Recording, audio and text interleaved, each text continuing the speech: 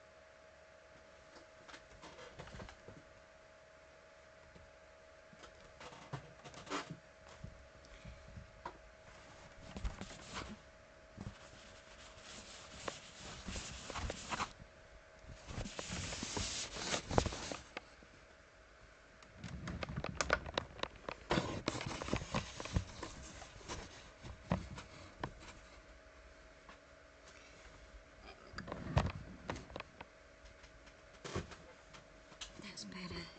Not so bright.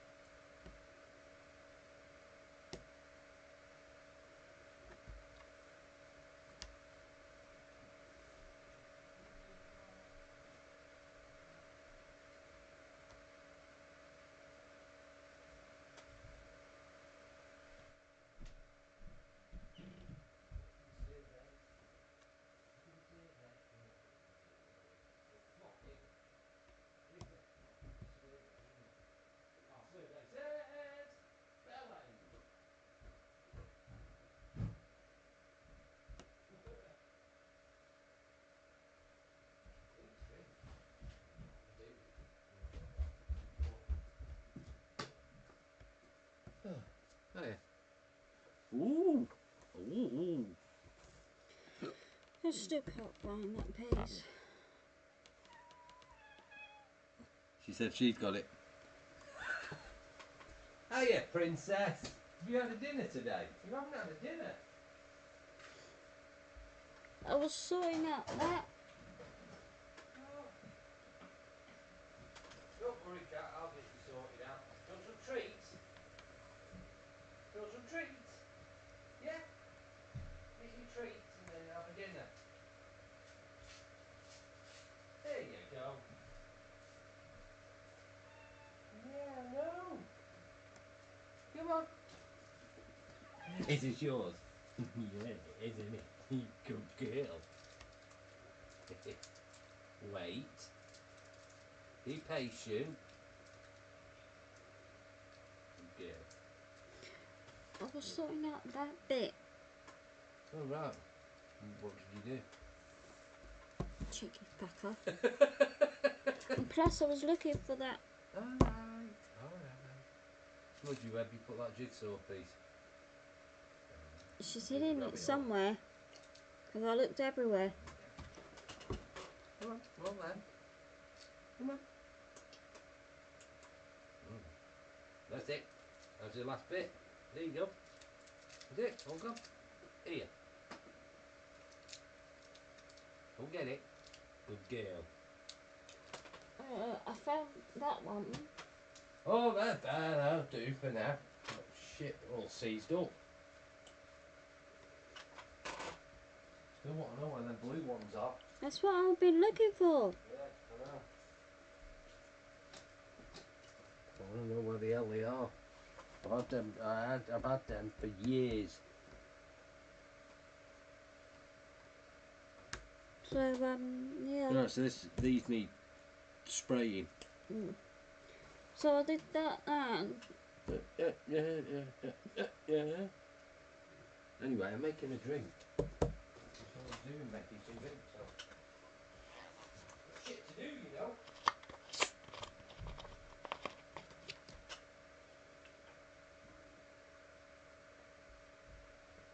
Right, I'll put spray some WD-40 on these.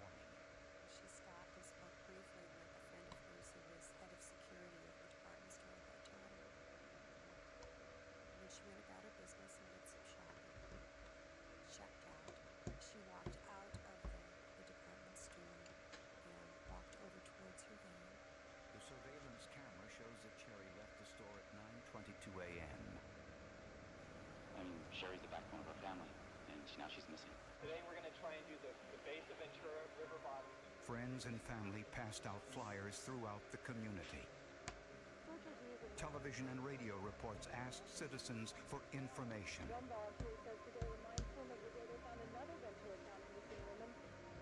Many knew Sherry Daly and her husband Michael since they both grew up in the area. He was the first real boyfriend she ever had. She was just so much in love with him that she could see nothing else. I mean, the sun rose and set in Mike. Sherry and Mike had been married for 12 years and had 2 small children. Mike worked as a manager at a grocery store. A background check revealed the couple had a history of marital problems.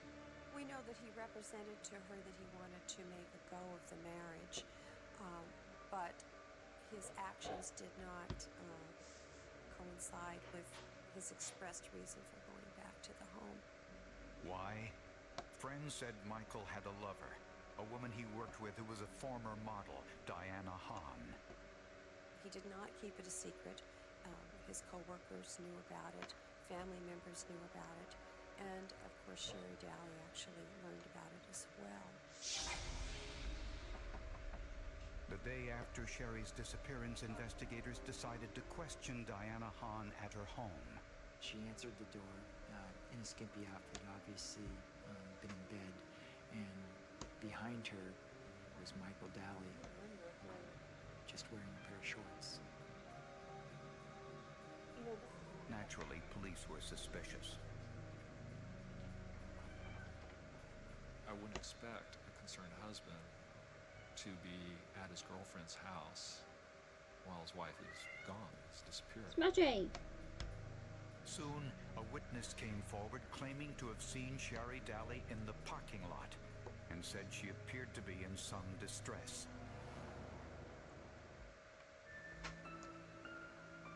Just a few days after 30-year-old Sherry Daly disappeared, an eyewitness told police she saw Sherry in the store parking lot, and it looked as if she was being arrested. She was seen by eyewitnesses standing at her van door, opening it, and a woman approached her. Sherry turned around, spoke with her briefly, just exchanged some words, very briefly. Whereupon Sherry turned around, the woman placed handcuffs on Sherry, walked her over to the car, put her into the back of the car as a police officer would. The person was described as female, wearing a tan pantsuit, blonde hair, and sunglasses. This didn't resemble Diana Hahn, who was Michael Daly's lover. Hahn was a brunette, and she didn't own a car like the getaway vehicle. The description was a teal-colored car. That, to me, wasn't a common car color to be seen on the road. So, Hey, Kitty. my attitude was, it's got to be a rental. Detective Burt and his partner visited all of the local car rental agencies in the area. It's coming I was along. asking the lady behind the counter, did Michael Daly rent a car from you folks? And so she gets on the computer and nothing comes up for Michael Daly. And he asks, well, what about a Diana Hahn? And lady goes to the computer and lo and behold, she says, yeah, Diana Hahn rented a car on the 5th, May 5th. May 5th was the day before Sherry disappeared. We looked at each other and it was like, ooh. Diana Hahn denied renting the car, claiming the signature on the rental agreement wasn't hers. Furthermore, no one at the car agency could positively identify Hahn as the person who rented the car. The rental car had recently been returned. We looked in, you could just look inside the back windows and you could see on the rear floorboard a brownish color in the carpeting. Forensic scientists performed tests on those brownish stains in the back seat. A phenolphthalein test was positive. It's a chemical reagent that turns red when it comes into contact with the hemoglobin content of blood. It appeared as though this was an area in which blood had pooled or puddled. An individual sitting in the passenger back seat had been leaning forward and bleeding, producing blood running and dripping into this area on the floor. Investigators then used luminol to look for blood that may have been cleaned from the car and trunk. What we were told by the crime lab is that when they luminoled the inside of that car, it lit up like a candle. I mean, there was blood everywhere, on the door panels, up on the headliner, everywhere. With blood samples from Sherry's parents, forensic scientists concluded that the blood inside the rental car was that of Sherry Daly. I knew something seriously was wrong because I knew she would never leave her children. I mean, she would never, ever have left her children on her own free will. More stuff here, isn't there? And scientists found something else. In the back seat of the car were 5 long pieces of what looked like human hair. When I examined them microscopically, I found that they weren't hairs at all.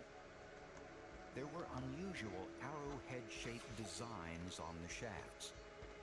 An infrared spectrometer identified the molecular structure of the strand not as a hair, Italy. but a fiber, the type used to make wigs.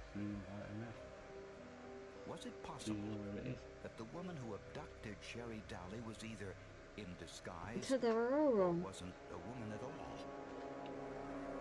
No, where's... It's Venice. Venice is in Italy. 25 yeah. days after Sherry Yeah, it's Daly NC. disappeared from NC the on school it. parking lot, search volunteers found some bones off of a remote road just 3 miles from where Sherry was abducted. They called I think about he finished. 5:30 that Saturday evening. Is your hearing aid I won't alright tell you now? before it hits the 6 o'clock news. Yeah. Because it's gonna hit the news that we have found the remains of a woman, and he said Kristen was Sherry's friend. Kristen has positively identified the clothes as being Sherry's. Sherry Daly's dental records were already on hand for identification purposes. The correlation between the dental x-rays, I felt at the time, sufficient enough to tell the investigators that they were taking x-rays of human remains at the remains of Sherry Daly. And forensic scientists were also able to determine the cause of death. Forensics experts at the crime lab Speaking of were all able these to little map bits out are the in it. different stab Yeah. wounds, the different tears in Sherry's shirt, indicating that there guessing. were multiple stab No, wounds. I was wrong. More, in fact, than were located in the bones. Sherry suffered a devastating attack. There was in the right jaw area a piece of metal that was embedded in the bone that was removed by one of the forensics experts at our crime lab, Jim Roberts. Roberts analyzed a metal fragment using an electron microscope, which produced a 3-dimensional image and a picture he could identify. After some study on the microscopes, we became convinced that it was part of a serrated knife blade, actually the tip of one of the teeth of the serrations. Sherry's husband, Michael, was one of the 2 suspects in the murder. He said he was at work at the time of her abduction. Everything pointed to Diana, and we knew Mike was at work, so he has the alibi of not being the hatchet man. Michael's mistress, Diana Hahn, was the other suspect. The car used in Sherry Daly's abduction was rented by someone who signed Diana Hahn's name. Hahn denied it was her signature and insisted someone else had rented the car and forged her name. Jack Harris is a forensic document examiner who specializes in handwriting analysis. So if anyone is going to forge your name, they're going to try to make it look like the signature on the driver's license, and yet this had a very visible difference. The capital letters on the rental car agreement were noticeably different than Diana Hahn's known signature sample, and the writing also had a different slant. It's a common way of first step in disguising a signature oftentimes. The question signature on the budget rental agreement had the little letters, and then it went straight out to the right. Harris then compared the signature on the car rental agreement to signatures Diana Hahn signed 10 years earlier. And in those signatures, Harris found a surprise. Diana Hahn's signatures of a decade earlier were strikingly similar to the signature on the rental car agreement. sure enough, every so often she went straight out to the right and didn't curl back again. I concluded that, in my best judgment, she signed the rental agreement and initialed the agreement. Harris believes that in signing the rental car agreement, Hahn thought she was creating a forgery, but she was unknowingly using her writing style that she had used years earlier. And investigators found more forensic evidence. A lady that worked at a wig store in Oxnard recognized Diana Hahn as a person who had purchased a wig from her just shortly before Sherry Daly's abduction. Hahn had paid for the items with a check. Detectives searched Hahn's records and found other checks written shortly before Sherry's disappearance. Checks were interesting, written in green ink. Not too many people carry a green ink pen in their purse. When Diana Hahn was arrested, she was found in her purse a green ink pen. Detectives sent the checks and the green pen to a forensic document examiner who specialized in ink analysis. First, the tests that I would perform are non-destructive in nature, and they're intended to evaluate the ink formulations, not the pen, but the ink formulations. The most common technique in ink comparison is to use a video spectral comparator. What this instrument does is evaluate inks in the ultraviolet, visible, and infrared portion of the spectrum. The theory is if it's the same ink formulation, it should react the same under all conditions examined. Infrared lighting can identify if two ink samples are the same or different. The spectral comparator showed that the ink on the checks was from the same ink batch as the pen in Diana Hahn's purse. And Diana Hahn's checkbook revealed she had made some other unusual purchases. Based upon who those checks had been written to, the detectives followed up, went to another department store, and did in fact learn that Diana Hahn had purchased an axe, lighter fluid, matches, sunglasses, various items that would have been used during the abduction. Diana Hahn was arrested and charged with Sherry Daly's murder. The question now, was Michael Daly involved? Narcissistic, egotistical, sociopath, total lack of conscience, despicable, disgusting human being. Witnesses told police they saw a blonde woman abduct Sherry Daly from a department store parking lot. The prime suspect, Diana Hahn, was a brunette. In a search of her home, investigators found evidence that Hahn was a master of disguises. When we executed a search warrant in her room, we found all kinds of photographs showing her in different get-ups and wigs and makeup as she posed for its modeling agency. We asked Diana Hahn's mother if she could pick out her daughter in any of these photographs, and the mother started shaking her head no, that this wasn't her daughter. And Hahn's telephone record showed something curious. Diana and Michael spoke by telephone numerous times immediately before and after the abduction. Based on the telephone calls and the forensic evidence, prosecutors say Diana Hahn rented the car under her own name because rental agencies require a valid driver's license. To conceal her identity, Hahn attempted to forge her own signature, a forgery detected by the forensic experts. Hahn followed Sherry Daly to the department store parking lot. Hahn was wearing a blonde wig and sunglasses to mask her identity. When Sherry left the store, Hahn may have posed as a member of law enforcement because witnesses say Sherry was handcuffed and placed into the back seat. At some point, Sherry inevitably recognized Diana and knew her husband and his mistress were going to kill her. The forensic evidence shows that Diana killed Sherry in the back seat of the rental car, threw body down the deserted ravine, put the murder weapons in the trunk, and drove to Ventura Marina. There she changed out of her bloody clothes and called Michael from the payphone to say the murder was done.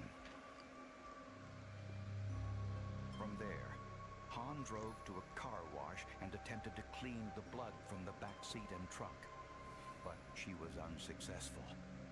Luminol, phenolphthalein, and DNA testing confirmed that Sherry Daly was brutally attacked in Han's rental car. The 5 wig fibers confirmed the disguise. Forensic handwriting and ink analysis also revealed that it was Han's signature on checks used to purchase the wig and the axe. You have to be maniacal, you have to be evil, you have to have something inherently vicious inside of you to be able to do what she did to Sherry Daly and to leave those 2 young boys without their mother. The telephone calls Han placed to Michael Daly before and after the murder was evidence of his complicity. The night that we arrested Michael, we did a search warrant on his home, and on the bed where he and his wife had slept was a full-length pillow that you can get probably through some company where you can actually take somebody's photograph and have it actually printed on this pillow. Well, guess whose face was on the pillow? Diana Hahn's. And that pillow was there while Sherry was still alive. I still get hurt for the betrayal.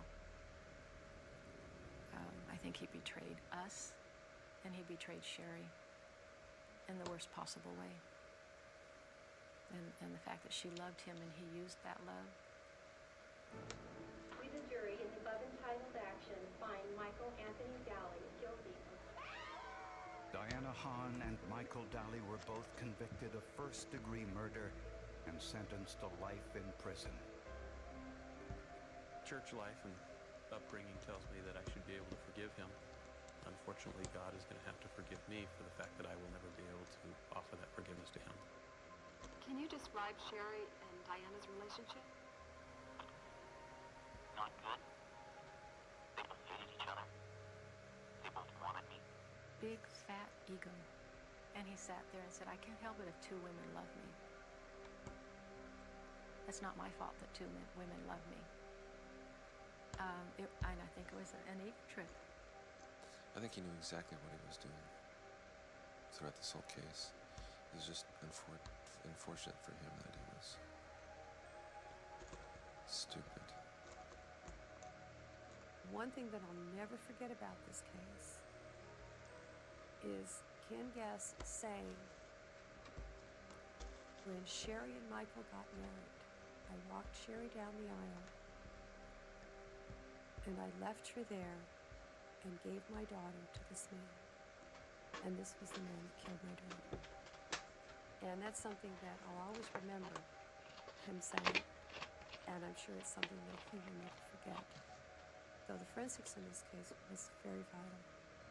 The handwriting analysis on the checks that Diana Hahn wrote to purchase the items and the implements that she used to murder Sherry, that was key. We hadn't found Sherry Daly's blood in the car that Diana Hahn had rented.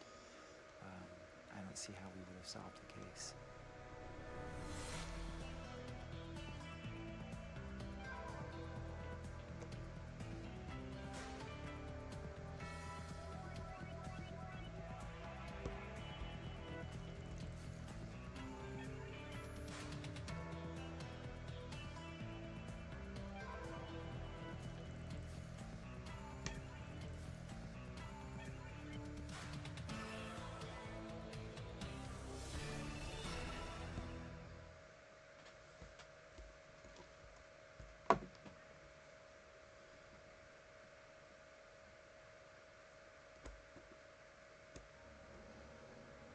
An unknown assailant walked into a retail store and fired 3 shots, killing the owner.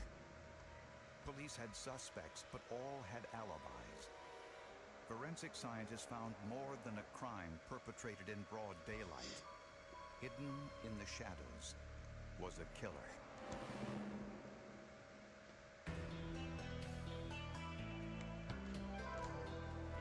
What are you doing?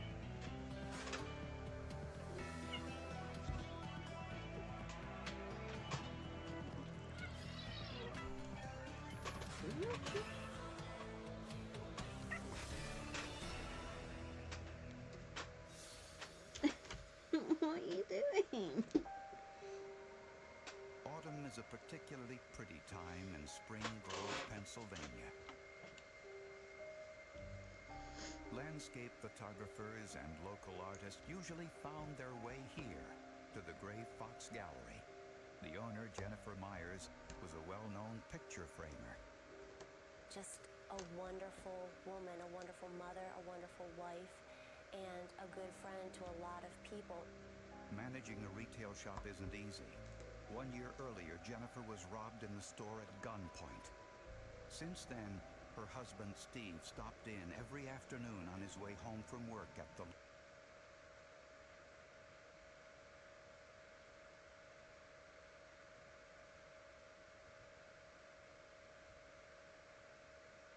just time enough to read safety precautions in a visitor's guide when they became the newest victims. A van pulled behind them and rammed their car. The couple knew this wasn't an accident, but a ploy robbers use to get drivers to stop their cars. They call it bump and rob, but the Rockabrons did what they were supposed to do, did not stop. Then the gunman pulled alongside and fired a single shot. 33-year-old Uwe Wilhelm was killed instantly. His 27-year-old bride, Catherine, was unharmed. By the end of the year, there were 8 tourist murders in South Florida. Hundreds more were robbed, and many more seriously injured. Tourists were easy targets. You can't change people's behavior. The lost tourists, looking at street signs, the holding up of maps, the camera bags, the luggage in the back seat. You know, it's not too hard to identify a tourist, especially around the airport. And they have what criminals want: cameras, jewelry, video equipment, laptop computers, and they usually carry plenty of cash. Helga Lust covered these tourist crimes as a journalist for German television. I was working on a piece that was focused on the rash of crime that had taken place in the United States, specifically tourist-directed crime in Florida. And during the course of that piece, we talked about safety tips for German tourists that would be traveling to the United States. Helga and her mother had scheduled their own Florida vacation before the crime spree started. We decided to keep our plans of flying into Miami and then going on to the Florida Keys just for 4 days, very brief stay, but particularly because I had just done this piece about safety tips and felt that my awareness was, pretty strong at that point. Their vacation was relaxing and uneventful. Their return to the airport was not. They got lost looking for the airport rental car area. Helga drove onto a side street to turn around.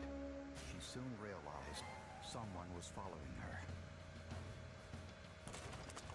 The man reached through the window, put the car into park, disconnected the horn, and assaulted the two. My mother said, "Take whatever you want, but please don't hurt us." The passenger from their vehicle said, "Shut up, bitch, we're going to kill you." Both of the perpetrators were taking turns beating me through my window, and every punch that I took weakened me. The attackers tried desperately to grab the car keys. I was able to get in a good couple of blows myself. Somehow, Helga got the car into gear and drove away. To try to stop her, the attacker bit her arm. I hit the driver from their car with the front of our car. After a short distance, the man was forced to let go. I had tremendous injuries to my head, my neck, my back, dislocated jaw, lost the feeling in my left side of my face, which I've never regained. And the bite wound was very painful. The bite wound was deep. It went through the muscle. Even animals don't do what he did, the way he did it. Even animals don't do that. There's no need for that. To punch somebody, almost killing, paralyzing her, and biting her and destroying her life. There's no need for that at all. Helga described the attackers as young men, approximately 25 years old. They were driving a large, dark-colored car with tinted windows. Most crimes happen and take place in less than 2 minutes. It's a hit, it's a theft, it's an assault, and it happens in a matter of just seconds. So a positive identification of a suspect might be difficult. With no other witnesses or leads, police hoped Helga's car would contain the forensic evidence they needed. In 1993, 24-year-old Helga Luz barely escaped with her life after a harrowing encounter with two men who attempted to overpower her. Two veteran detectives, Bassam Fidel and Laura Lefebvre, with the Hialeah, Florida robbery squad, were assigned to the case. This particular robbery happened about 10 blocks north of the airport into Hialeah, into a mixed residential commercial neighborhood. That neighborhood surrounds Lejeune Road, the only exit or entrance to the airport. Here, criminals often lie in wait for their victims. It's the main artery. It's easy to hide, it's easy to follow. One way in and one way out of Miami International Airport. They're hunters. They're hunting for robbery victims. It could have been your family. It could have been anybody in the community. I'm sure as they followed her and they tailed her and targeted her, the discussion was how were they going to do it and when were they going to do it, in what manner. At the time, rental cars were easily identified with stickers of the rental company and special license plates beginning with the letter Y or Z. Despite the increase in tourist crimes, South Florida's overall crime rate was less than the previous year. Nevertheless, the press coverage had an impact. Miami was being hit with tourist robbery cases almost on a daily basis.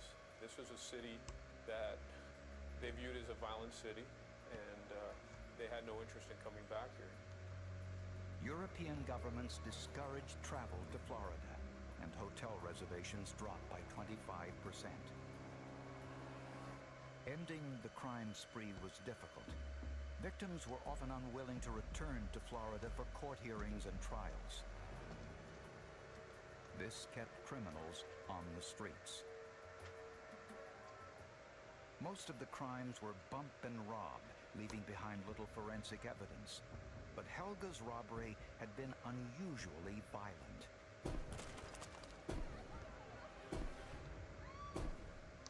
She had a bite mark located on her upper arm, and it was rather clear. I have a sexual battery background and know that they were developing bite mark comparison techniques. And the state-of-the-art place to process her was the photo lab at the medical examiner's office. She was very sharp to immediately address that before the victim left, or before the victim sought treatment, perhaps sutures or other medical treatment which can damage or alter the bite marks on the victim's arm. Helga agreed to have a forensic photographer take pictures of the wound. It's not enough just to take a photograph. It has to be measured properly, it has to be put into perspective, it has to be documented properly. It's important to get it done as quickly as you can. Things change very rapidly. Skin tends to discolor, bruising tends to set in. In every picture, forensic protocol requires the use of a ruler to provide scale. It's an L ruler. It has 3 circles on it that allows us to make sure that our camera is perpendicular to our subject, and that will also give us a sense of scale. So we take the flash and we hold it off to an angle where we can emphasize the surface texture of the skin. And forensic photographers take pictures under many different light sources: conventional light, ultraviolet, infrared, and fluorescent. These show detail and texture not revealed by light in the visible spectrum. Many times there's something there that you can't see with the naked eye. Afterwards, investigators examined the rental car, hoping to find fingerprints. But unfortunately, the weather was against us. Processing the outside of the vehicle was impossible. The car was wet because Helga had driven through a thunderstorm on the way to the airport. The interior material was textured, which yielded no usable prints. No fingerprints, no witnesses, and no suspects. Helga and her mother left Miami not knowing whether the crime would ever be solved. And maybe it wouldn't have been had the perpetrator not left behind a piece of forensic evidence.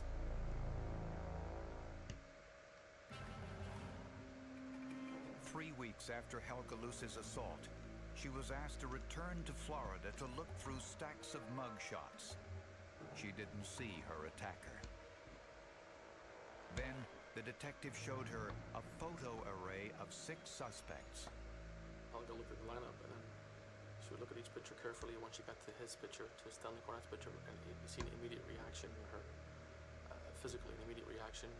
When I saw the defendant's face, it was a very, very weird mix of emotions. One of joy, because I found him, and one of complete terror, because it was the first time I had seen that face since it was locked on my arm, biting through the muscle.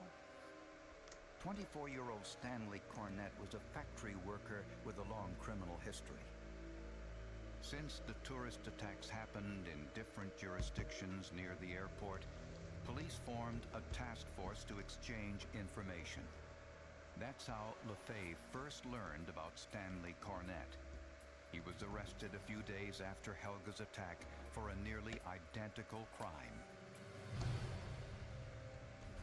He allegedly stopped an elderly man in a rental car and robbed him at gunpoint, but he picked on the wrong man. The victim's son was a Miami policeman who lived just across the street. He called for his son, and he came running out of the house. Well, a struggle ensued, and the victim tried to hold back the robber while he was calling for his son. And the robber at that time bit him in the upper arm. The similarities in the crimes were striking. But despite the identification, Cornett denied he assaulted Helga Luce.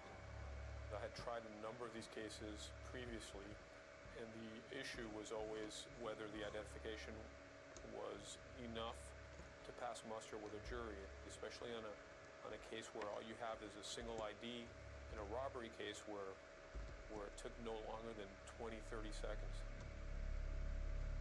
So investigators wanted to know if there was any way to tell whether Cornett was the man who bit Helga's arm. To find out, police went to the same forensic expert who matched a bite wound to the notorious serial killer Ted Bundy. From a bite mark, if it's a good one, you can actually get a dental profile of the suspect. For instance, an outline of what his teeth look like, if there's a gap or crooked teeth or whatever. That profile can exclude a suspect or increase the likelihood that he made the bite mark. Dr. Souveron had the photos of Helga's bite wound, but he needed Cornett's dental impression for comparison. Cornett refused to cooperate. You're not going to touch me, basically is what he said. Just basically, you're not getting anything out of my mouth. Except maybe the swear words. They left empty-handed, but returned later with a court order specifying the use of force if necessary. At which time he reiterated that he didn't want to cooperate. He wasn't going to open his mouth. And Dr. Souveron very casually brought out what's called a jaw jack for opening the jaws of cadavers that are in full rigor mortis.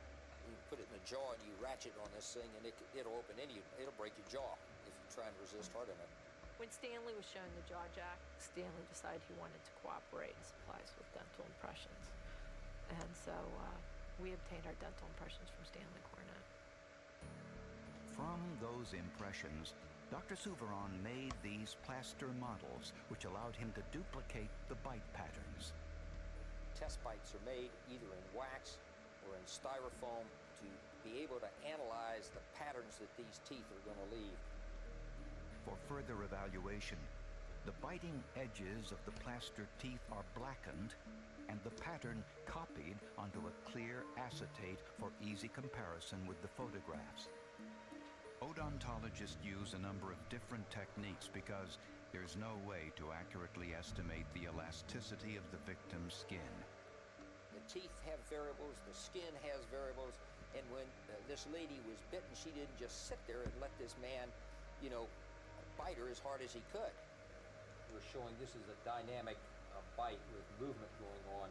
The teeth numbers 24 and 25 made the marks that these arrows pointed to, and then as the bite moved, the 26th tooth made that mark. There is no such thing as a bite impression match. All experts can say is whether a bite wound is consistent with a person's teeth. Even if they are, it's still not 100% certain.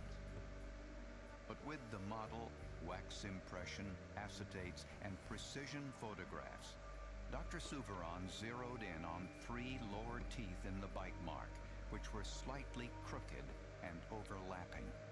And there was a deep mark made by an upper tooth.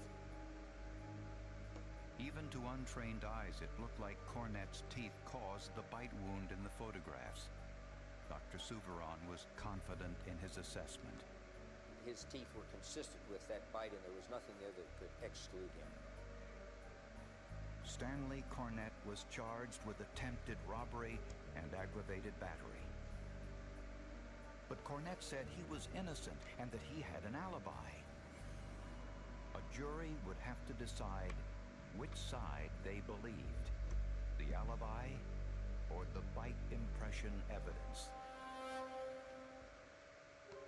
The ironic situation of having done a news piece about safety tips and then going to Florida and becoming part of the crime statistics. Even when you think you have all the tools at your disposal to keep yourself safe, if you're at the wrong place at the wrong time, anything can happen. As the trial approached for the brutal assault of Helga Lust, Stanley Cornette claimed he had an alibi, that he had been at work at the time of the crime. His work record showed that he was indeed at work that day. But Cornette's co-worker said he didn't always punch the time clock when leaving for a break, and he worked just 10 minutes away from where Helga was attacked. His supervisor remembers that day in particular and remembered he left and never came back. He was soon after let go out of that job because of that. So that melted that alibi. It's incredible that an individual would punch a time card, go to work like we all do in the morning, and he would leave during his break and go commit a violent crime against a tourist. But that's precisely what Stanley Cornette did. Through various legal tactics, Cornette kept delaying his trial. If my victim doesn't want to cooperate, then I have no case.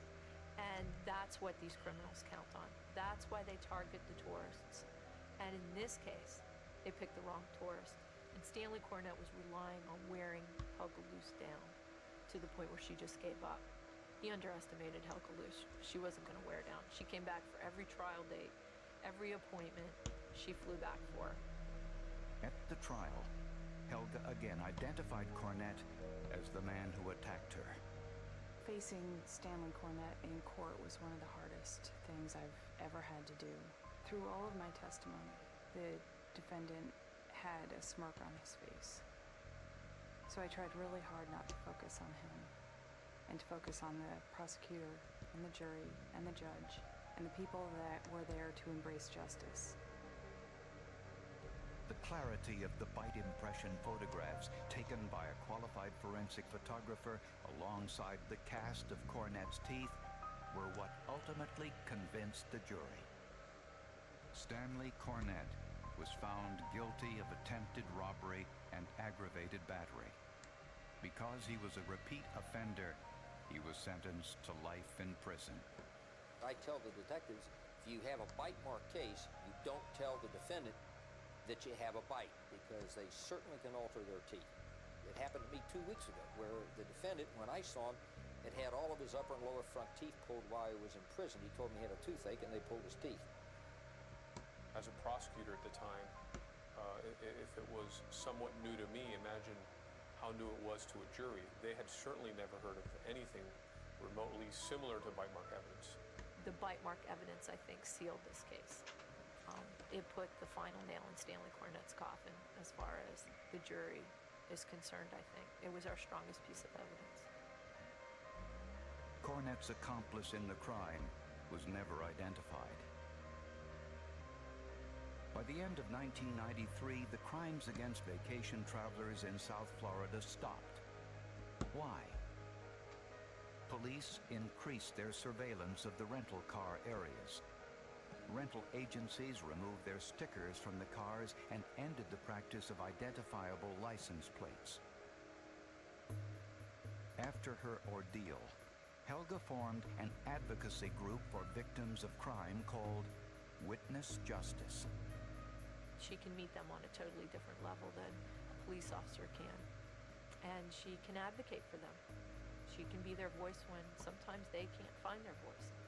Maybe it'll be the Helgas of this world that make more victims come back to court and get more convictions.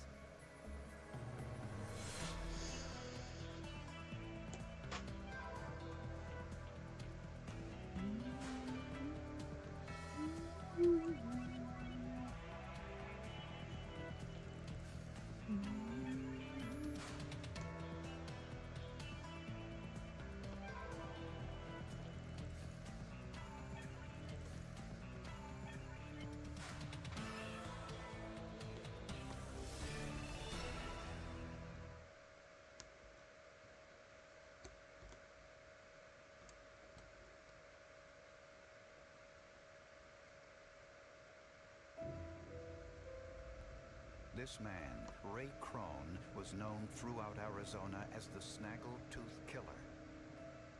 An unusual bite mark on a murdered woman resulted in his conviction and death sentence.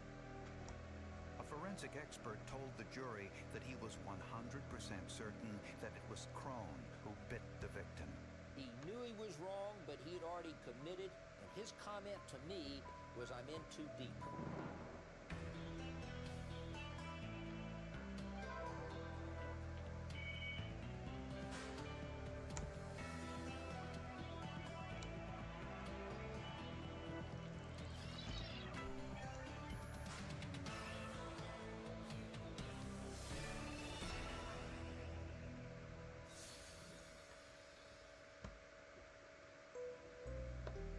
The CBS Lounge is one of many neighborhood bars in downtown Phoenix, Arizona. Hank Arredondo owned the CBS Lounge. Kim and Kona managed it for him. In the bar business, you have to have a nice personality. You have to be honest. And all those qualities Kim had.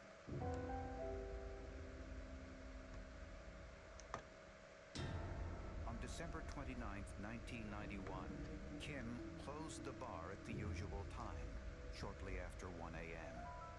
As was his custom, Hank called to make sure there hadn't been any problems. Kim answered. I asked her, I said, "Is everything okay? Do you have any problems?" And she said, "No." She said, "Hank, I know you're tired. Go to sleep, rest. I'll take care of it." When Hank arrived the next day to open up, he noticed the door was ajar. I know my bartender didn't leave the door open. I know I didn't. So something's wrong. He first checked the safe, but none of the bar's money was missing. He went to the kitchen. No one was there. Then he checked the men's room. I can close my eyes and still see that scene. I saw her laying in the bathroom, her eyes fixed, dead. I can still remember that to this day. I probably will the rest of my life. But the girl was beautiful even in death.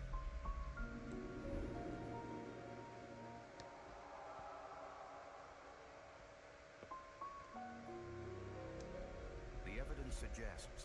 The killer grabbed a knife from the kitchen, forced Kim into the men's room, and stabbed her to death.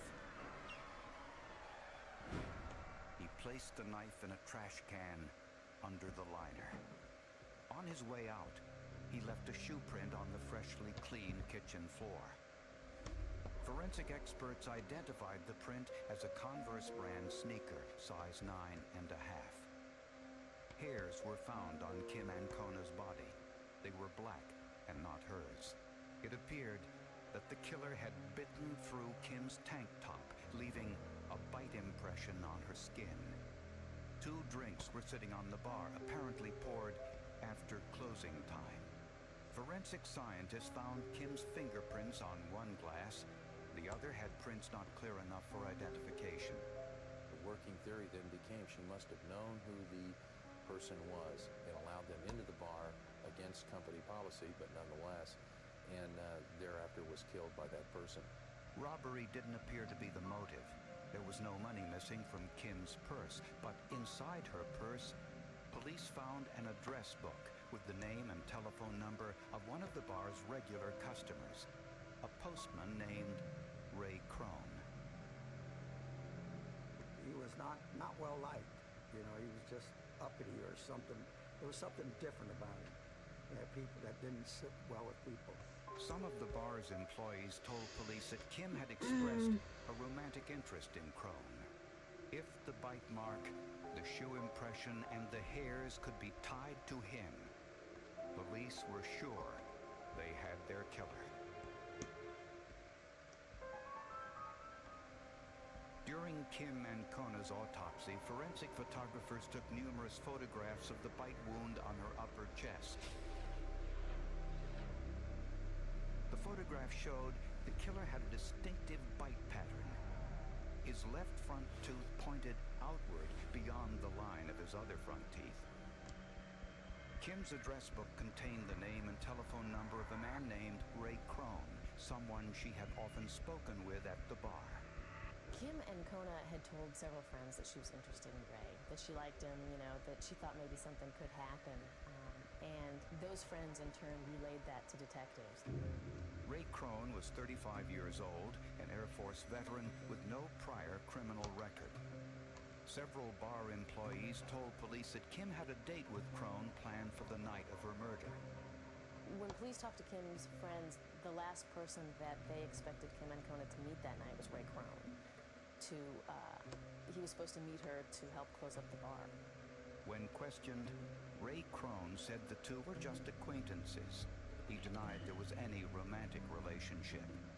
She was always a nice, congenial person, very friendly and outgoing. And you know, I liked her personality. I liked, you know, her bubbliness and things like that. There wasn't a relationship. And Crone denied that he had plans to meet Kim at the bar, as her friends claimed. He also had an alibi.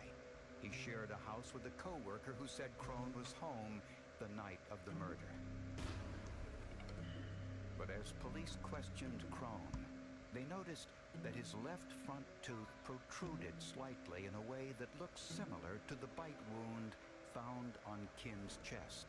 After looking at the bite marks on Kim Ancona's body, detectives pretty readily jumped to the conclusion that his teeth matched Kim Ancona, the bite marks found on her body.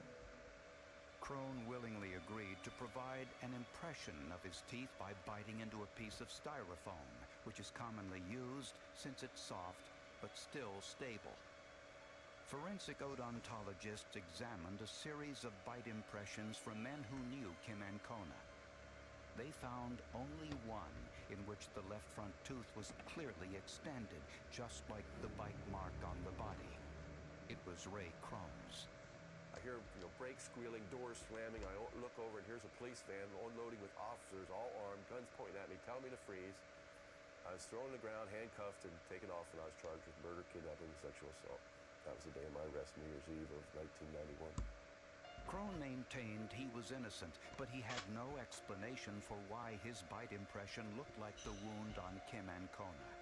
It was a very frustrating, aggravating, belittling situation where you're just saying, why? Why? Why won't somebody listen? Why won't somebody take a minute and look at this intelligently, responsibly? You're going to see that there is a definite problem here. But the bite wound wasn't the only evidence against Crone. The perpetrator left his saliva on Kim's clothing. DNA tests of that saliva sample were inconclusive, but tests revealed the perpetrator had type O blood, the same blood type as Ray Crone. He was arrested and charged with murder. At his trial, prosecutors believed the bite impression evidence was the most convincing. They hired a nationally known bite mark expert from Las Vegas, Nevada to testify that it was a 100% perfect match, better than a fingerprint. That expert was Dr. Raymond Rawson, a forensic odontologist and also a senator in the Nevada State Legislature. At the trial, Dr. Rawson used this video in which photographs of the bite wound from Kim Ancona's body were superimposed on Ray Crone's bite impressions. Based on that evidence, Ray Crone was convicted of first-degree murder and was sentenced to death. I didn't care. If I was going to be in prison for something I didn't do, you might as well kill me. I mean, what was life? My whole life, everything I worked for, everything I stood for, 35-year-old man was gone. The press called Crone the Snaggletooth Killer. That judge believed the bite marks were a form of torture, and because of that, he sentenced him to death. But if Crone was innocent, as he claimed, how could a nationally known forensic odontologist be wrong? Ray Crone had spent 3 years on death row for the murder of 35-year-old bar manager Kim Ancona. During that time, he formed his own opinions about the bite impression evidence used to convict him. I mean, you basically could take a sharp object, stick it in skin a couple places, and have somebody say, oh yeah, that's a bite mark, and it matches him. And you could get, if you showed it to enough people, you'd have, somebody saying that, yeah, it's a match. That's junk. All death penalty cases in Arizona are automatically appealed to the state Supreme Court.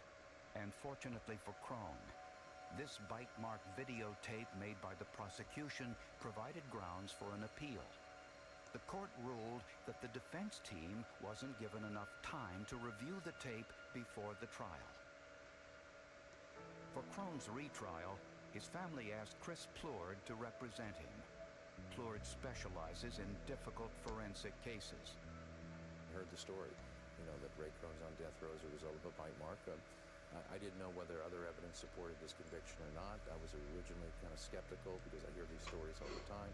Forensic experts hired by Plourde discovered that the hairs found on Kim's body were Mongoloid hairs, meaning they were from someone of Asian or Native American descent. They also discovered that Ray Crone wore size 10.5 shoes. The shoe impression found on the kitchen floor of the bar was a size 9.5. The defense brought in Dr. Skip Sperber, a past president of the American Academy of Forensic Odontologists, to look at the bite wound evidence that more than anything else convicted Crone in his first trial. What Dr. Sperber told them came as a shock. He said he'd seen this evidence before. It had been sent to him before the first trial. A good friend of mine, John Piakis in Phoenix, Arizona, called me, and he asked me to look at this particular case, the People versus Crone.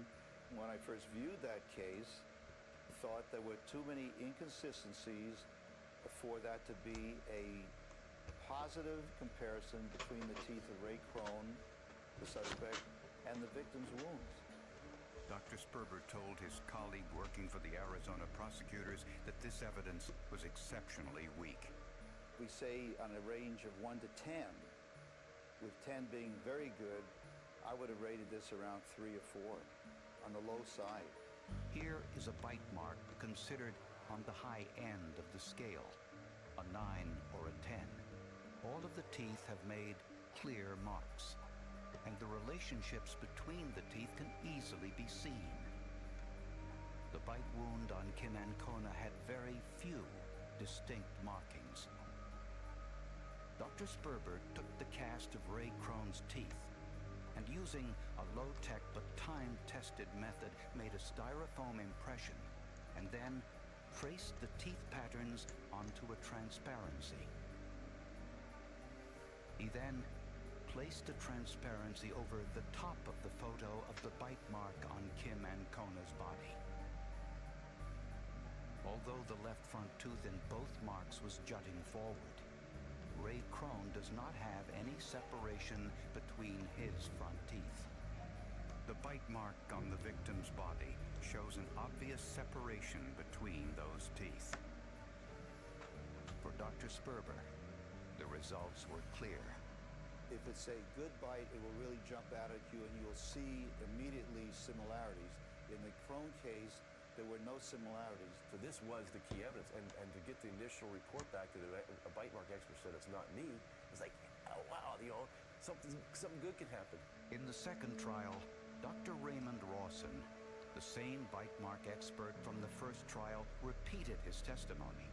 He said there was no doubt the bite mark was from Ray Krohn.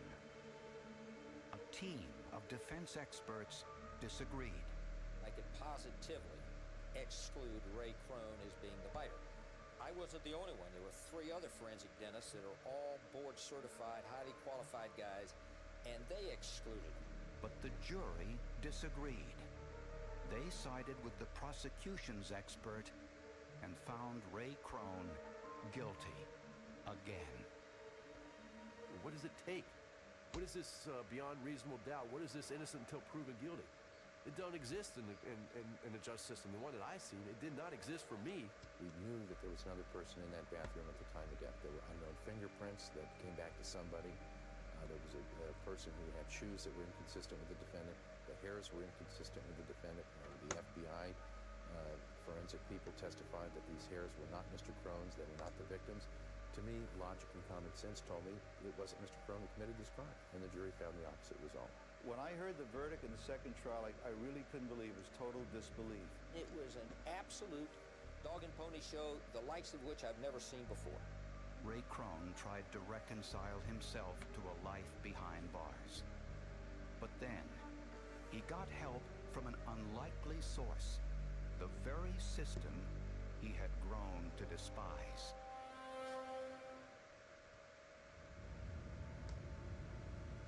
Ray Krohn languished in prison for a crime that some of the country's top forensic experts said he didn't commit. Just before Krohn's second trial, Dr. Richard Souveron, one of his defense experts, sat next to the prosecution's forensic expert, Dr. Rawson, at a scientific conference. His comment to me was, I'm in too deep. He knew he was wrong, but he had already committed, and if that isn't a scary thing, I don't know what is. And I hated to see him get sucked in on something like this, and told him, get out of this deal. Just say, I don't want to do it anymore, or I've changed my opinion, or I've listened to everybody else, and I've rethought my position. Anybody can make a mistake. I mean, none of us are above making mistakes. But he said, I'm in too deep, and that was the end of that conversation. Through a spokesperson, Dr. Rawson denies that the conversation described by Dr. Souveron ever took place. It wasn't until 2001 that a new law offered Krohn some hope. Arizona, one of the first states in the United States, passed a new bill for post-conviction DNA testing, which allows convicted offenders access to evidence and post-conviction DNA testing if they contend that they were innocent. So Krohn's defense team asked the state of Arizona to test every piece of Kim Ancona's clothing for DNA. The saliva on Kim's blouse had already been tested, and the results were inconclusive. But her jeans had small blood stains. The prosecution believed the blood was Kim Ancona's. The jeans were sent to the state crime lab for a new DNA test that analyzes 13 different genetic markers. The test yielded unanticipated results. The blood on the jeans wasn't Kim Ancona's, and it wasn't Ray Krohn's. But whose was it? To find out, forensic scientists entered this new DNA evidence into a national DNA database with genetic profiles of more than 1 million convicts from across the country. Profile after profile was checked and cross-referenced, and the database came up with a match to this man, a 35-year-old Native American, Kenneth Phillips, who is currently in prison for child molestation. At the time of Kim Ancona's murder, Kenneth Phillips lived just 600 yards away from the CBS lounge. He lived right behind the bar, and his nationality was an American Indian, which was consistent with some of the other DNA results we had, and the hairs that was found at the scene of the crime. When interviewed by police, Phillips made a startling admission. He said on the morning after Kim's murder, he woke from an alcoholic blackout to find his hands covered with blood. Then he saw news of the murder on TV.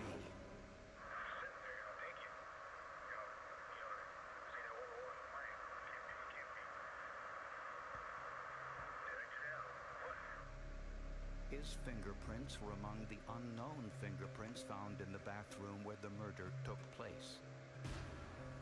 His shoe size matched the print from the kitchen floor, and his bite impression had the same left front tooth protruding from the rest of his teeth.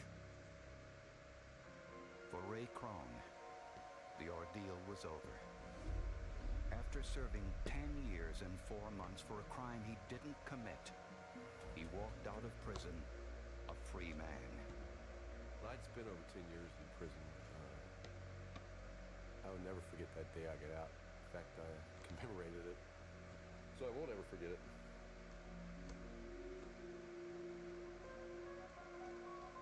Forensic odontologists say that the problem with the Crone case was that Dr. Rawson told jurors bite marks could match like fingerprints, but that is rarely possible.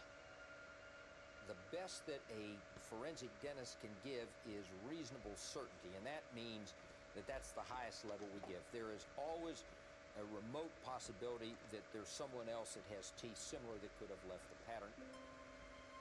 Ray Crone is trying to resume his life. Experts say the lesson of his case is that bite marks are rarely definitive and should only be used to exclude, not include, suspects.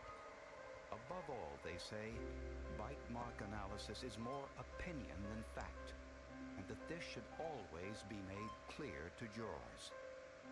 What was allowed in Mr. Crone's case was bad science, scientific explanations given by people who were unscientific in their methods. Interpretation of a bite mark is what convicted me.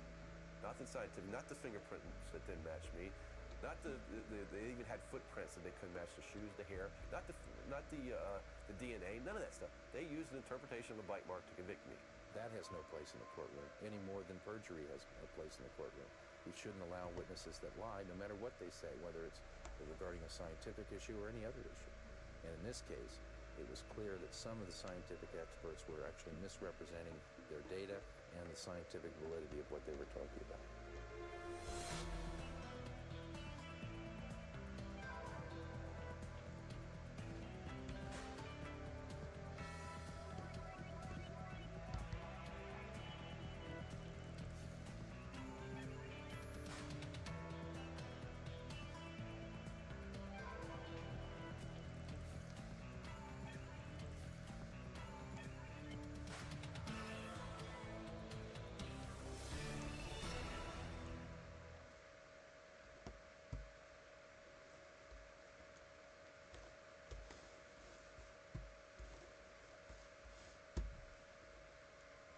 In 4 years' time, this man suffered the loss of 2 wives, and his business went bankrupt.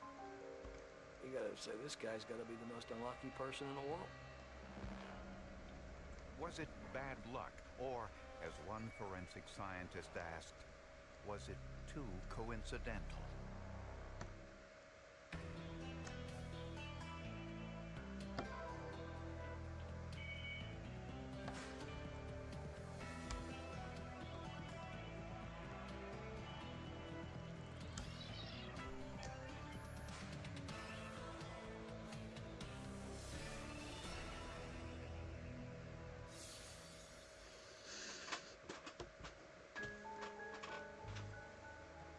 1994, 36-year-old Tim Boskowski and his 3 children moved to Pittsburgh, Pennsylvania to begin a new life.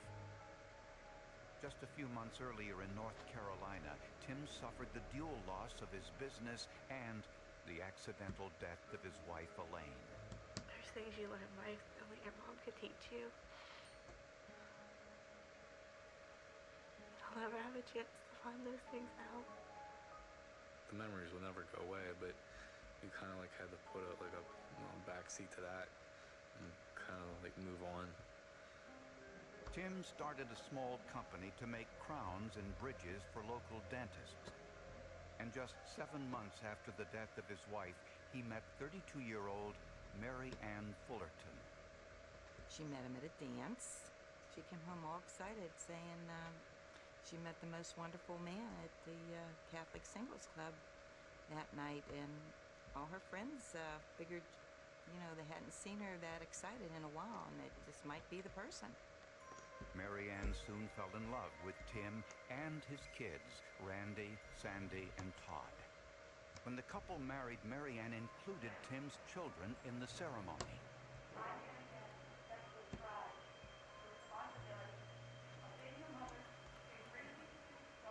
She vowed to love them and cherish them and take care of them as long as she could.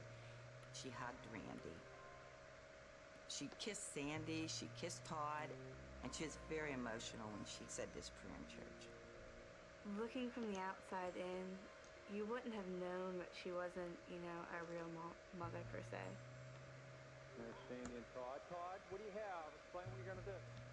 But just 18 months after the wedding, tragedy struck Tim Boskowski yet again. Shortly after midnight, on November 7th, 1994, Tim found his wife unconscious in the family hot tub. She's conscious right now. No, is she breathing? I don't think so. They're trying to get her out of the water. Okay, get her out of the water. Mary Ann was rushed to the trauma center of Allegheny General Hospital, but it was too late. She was pronounced dead. It's probably the worst feeling in the world. Tim told police that he and Mary Ann went into the hot tub together around 11 o'clock. They ignored or were unaware of safety warnings that they should spend no longer than 10 or 15 minutes in the hot water. And doctors warned against drinking alcohol in a hot tub. Tim and Mary Ann stayed in for over an hour, and Tim admitted the two had been drinking. He was really pushing the fact that she was drinking heavily. 13 to 15 beers. That's a lot of beer. Later, Tim left to take a shower, and he said Mary Ann stayed behind. When Tim returned 20 minutes later, he found Mary Ann's lifeless body in the water. She was immersed in a hot tub, a spa that had a temperature of approximately 104 degrees.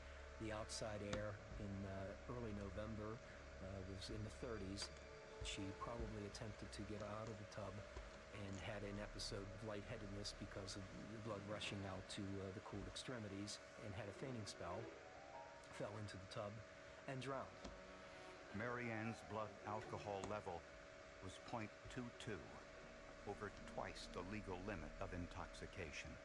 It's never pleasant nor easy to bash the deceased. They're not here to defend themselves, but the long and short of it in this case was that Mary Ann Boskowski did have a history of drinking. She had, I believe, 2 DUIs.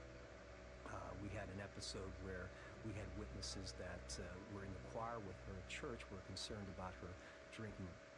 Once again, Tim Boskowski was a widower. You gotta say, this guy's gotta be the most unlucky person in the world.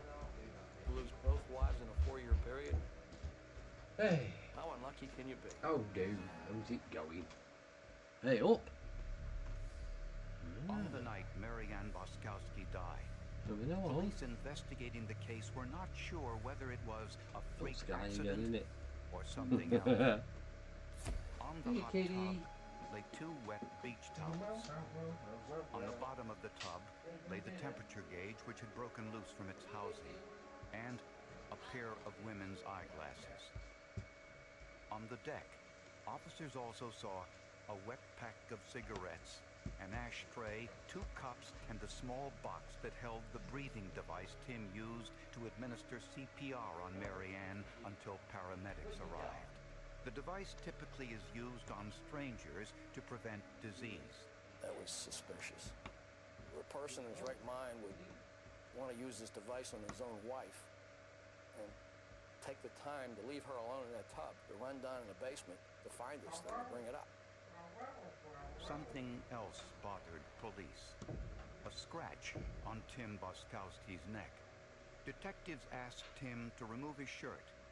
They saw multiple scratches on both sides of his waist, his shoulder, and left thumb, and his left chin was bruised. These superficial scratches on his back did not bleed, okay? They were not surrounded by bruising or black and blue or hematoma contusions on his body. They were just little scratches. Didn't necessarily take a trained police officer to figure out that there was really something wrong here. Mary Ann's family was suspicious. They had heard rumors that Tim's first wife died under similar circumstances. I asked Mary Ann, I said, I had heard that she had drowned in a bathtub. And Mary Ann said, oh, Aunt Ruth, she choked on something. And I said, what in the world was she eating in the bathtub that she would choke on? And she said, oh, I don't know. She said, Tim doesn't like to talk about it. He gets too upset.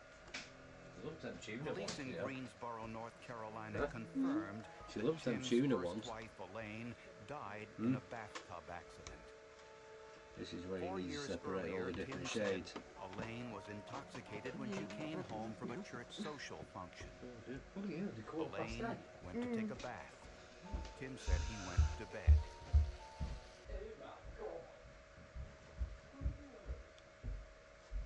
Right, got the sky. Yep.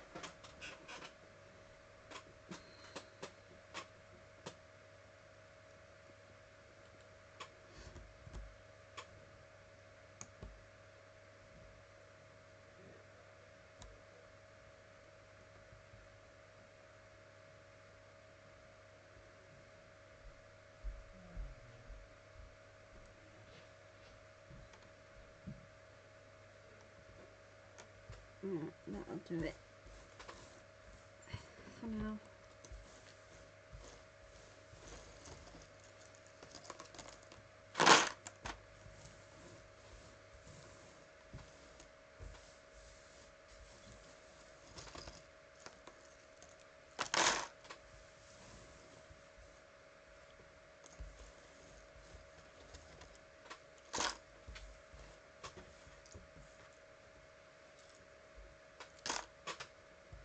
See you later, everybody.